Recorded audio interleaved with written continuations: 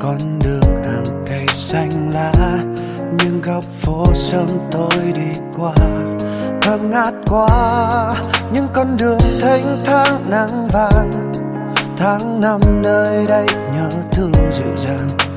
Giờ mãi xa rồi, xa vời vợi từ khi ta bước chân đi.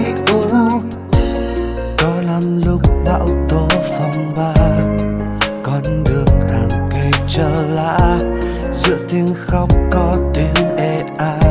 Mưa trắng xóa giữa mây trời hiên ngang nói cười, nắng mưa quanh năm cứ như mọi người.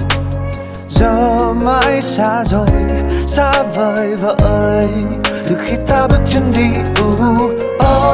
Bao lâu nơi miền xa xôi, buồn hay vui dường như nắng gió ngập lối.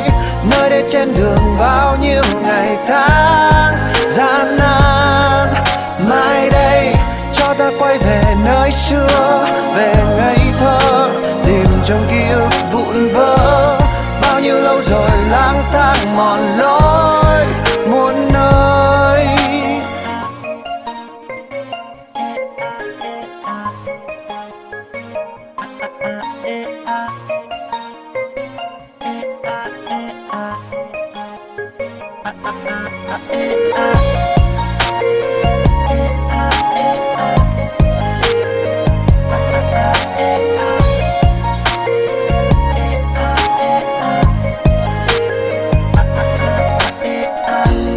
Có lắm lúc bão tố phong ba, con đường hàng cây chờ lá, giữa tiếng khóc có tiếng ê a.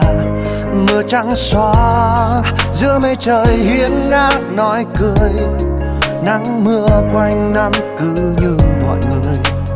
Giờ mãi xa rồi, xa vời vợi từ khi ta bước chân đi. Bao lâu nơi miền xa xôi, buồn hay vui dường như nắng gió ngập lối. Nơi đây trên đường bao nhiêu ngày tháng gian nan. Mai đây cho ta quay về nơi xưa, về ngây thơ tìm trong ký ức vụn vỡ. Bao nhiêu lâu rồi lang thang mòn lối muôn nơi. Bao lâu nơi miền xa xôi, buồn hay vui dường như nắng gió ngập lối. Nơi đây trên đường bao nhiêu ngày tháng gian nan. Mai đây cho ta quay về nơi xưa, về ngây thơ tìm trong ký ức vụn vỡ. Bao nhiêu lâu rồi lang thang mòn lối muôn nơi, muôn nơi.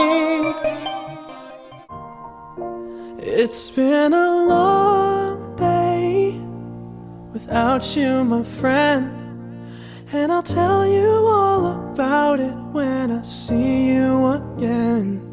We've come a long way from where we began. Oh, I'll tell you all